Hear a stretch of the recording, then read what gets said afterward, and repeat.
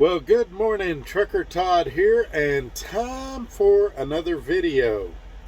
Today's video, we're going to talk about, well, let me do a little setting up first. No matter how great a company is, everybody knows I like it over here at Dart. You're going to have a disagreement from time to time.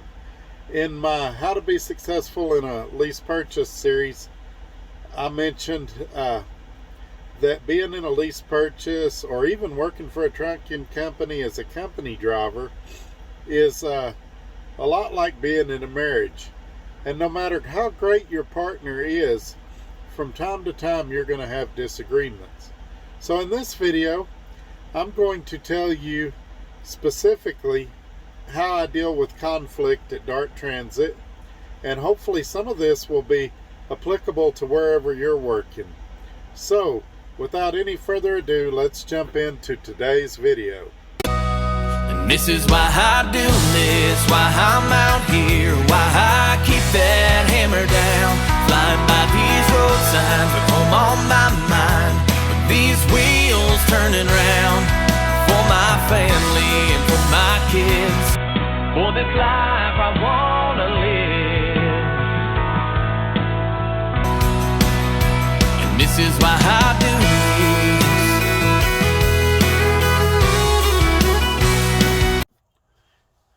Hey, Trucker Todd here, and today's video is sponsored by the fine folks at Mudflap. If you're not familiar with the Mudflap app, they offer you ways to save money on fuel. And if you click the link in my description below, you'll receive $10 off the first time you use their app to fill up if you do it within the first 5 days. So why not give them a shot? You could save 20, 30, even 50 cents or more per gallon on diesel. And you don't have to be a truck driver to use it. If you use diesel, you can use this app. So look down in the description below for the link to receive that savings for being a viewer of this channel. All right, let's jump right into the regularly scheduled video. Okay, and we're back. Before we jump into today's videos, which I try to do on Monday, Wednesdays, and Fridays, sometimes I'll miss a day because either I don't have a good topic to discuss with you guys, or sometimes it's signal. Even today where I'm at, I'm going to have a lot of no signal areas.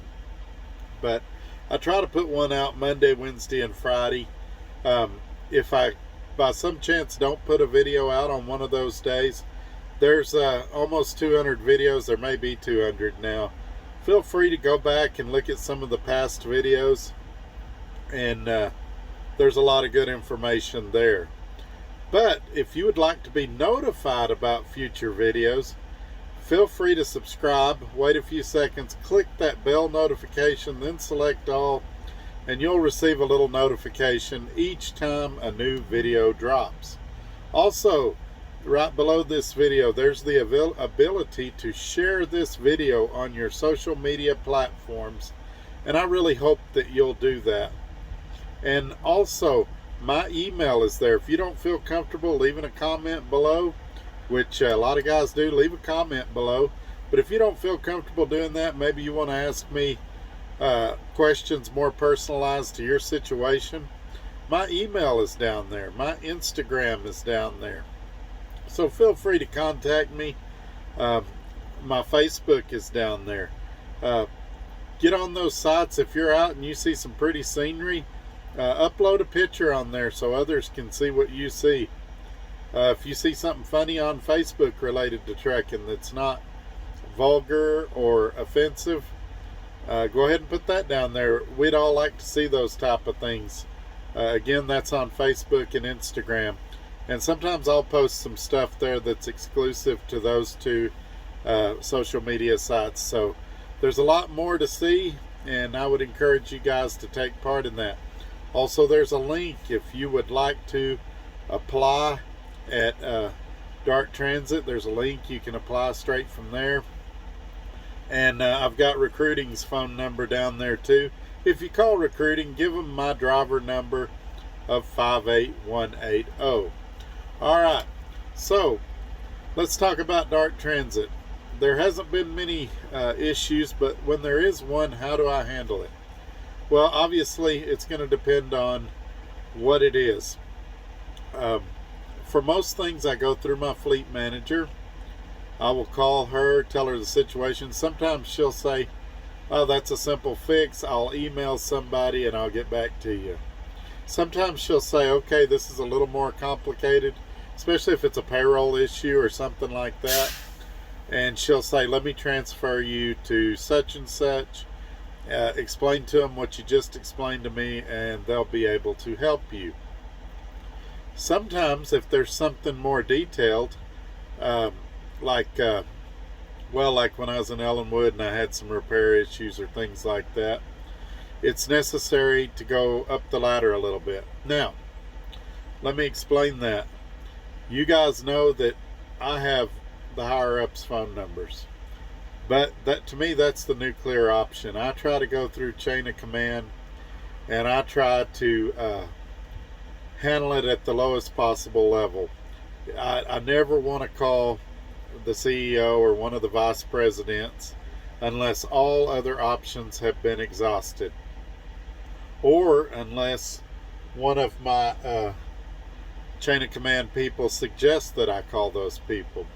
Now, no matter who I'm talking to, whether it's a service technician, whether it's my fleet manager, whoever I'm talking to, I want to make sure that I'm calm, that I present my case well and tactfully. Calling somebody and going off on them and threatening them or being unprofessional is never going to get you the result you want. Somebody that would normally be inclined to help you is going to be less likely to help you if you're a jerk. So I would encourage you to, if you're upset, I've said it before, not with this company, with the previous company. Hey, I'm really upset right now. Can I call you back in a couple hours after I calm down? And then go for a walk, whatever you need to do. Listen to some music, get yourself calmed down to where you can present yourself in a way that's going to get you the outcome you want. Now, do I get what I want every single time I call? No. And some of you might remember when I first got back here, I wanted them to count my past experience and turn my truck up a little more. And ultimately, I didn't get that. They turned it up a little, but not to where I felt like they should have for my experience with the company. So I don't always get what I want. A lot of times there's a healthy medium, there's a compromise. In the past, they've been able to do things that I didn't think were possible or that were even in my wheelhouse of thought. So talking to people calmly and rationally is a lot of times going to get you what you want. Also, going around people, that's why chain of command is so important. Going around people that could help you just to expedite what you want and get what you want breeds bad blood and hurts feelings, and all of that can be avoided. Most of these people, let me tell you one of my little secrets that works. When I call, I say, hey, can you help me out? Why do I say that? Because everybody wants to help. So try this next time that you've got a conflict. Hey, can you help me out? Hey, can you help me understand this? And then listen to what they say. Also, before you call, think about what their possible responses are so that you're prepared and you're not caught off guard. Try to see things from their perspective. I've talked myself down. That speed thing's a great example. They ended up ultimately turning my truck up to 67 for now. Later on it'll go up more, but right now it's at 67. And I got to thinking about it. I was upset at first. I was like, screw this, I'll go buy my own truck. I don't like these beepers and sensors on there. You guys know about that. But the lane assist and all that crap. But I got to thinking, well, if they turned it up to 100, how fast would I go on an average day? There's a lot of places the speed limit's 65 anyway. When you go to certain states, it gets up higher, 70, 75. And I said, most of the time, I'd probably do about 70. So then it became a discussion in my mind between 67 and 70. How big of a fight do I want to have over 3 miles an hour? Especially when later on, as long as I continue to drive safely, they're going to turn it up anyway. And I decided that it wasn't a fight worth having. As far as going and buying another truck, this one's been super reliable. I had to replace a blower motor recently, but other than that, it's been super reliable. And one battery. So that's just general maintenance stuff that could happen with any truck.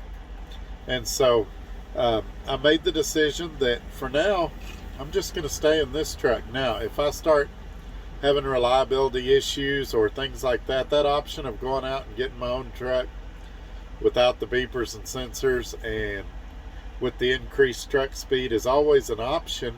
But if I've got a great truck with a great payment, I've said on here before, 2019 Kenworth T680 doing $2,100 a month. I'm not aware, and that's with no money down, I'm not aware of a lease purchase anywhere where I could get that amount of truck for that amount of monthly payment. I'm sure there's someone somewhere, but I'm personally not aware of it. So make sure that you're not nitpicking too, that what you've got to discuss with your company is really worth their time and honestly worth your time. You know, if you just want to nitpick that your truck doesn't have satellite radio or whatever your beef is, or that your truck only holds a 24-inch TV and you'd like to put a 32-inch TV or something like that, save it. That's not it. But if you've got a legitimate beef, then that's something you need to address. One more thing I want to talk with you guys about, and that's safety. And I'm not going to harp on safety, but if your company is asking you to do something illegal, get with your safety department. That's one time when it's okay to go outside of chain of command. Contact the safety department. Say, hey, they're asking me to haul this load on personal conveyance. Hey, they're asking me to do a yard move when this is not a yard move. Now, let me be clear, DART's never asked me to do that. DART doesn't even have the yard move option on their logbook. I'm just giving you some examples of things that people have talked to me about in the past. Don't do anything illegal or unsafe, because if things go south, these companies are going to say they didn't tell you to do it, they didn't know anything about it, and you're going to be the one paying the fines and potentially going to prison. So look out for yourself in these regards. Get safety involved when need be, and use chain of command. Alright folks, I got to drive. I slept late today, and I got a long way to go. So hopefully we'll see you on Wednesday if I've got signal. You guys take care. Leave your comments below or shoot me an email and we'll discuss it further. Y'all have a great day. Bye-bye.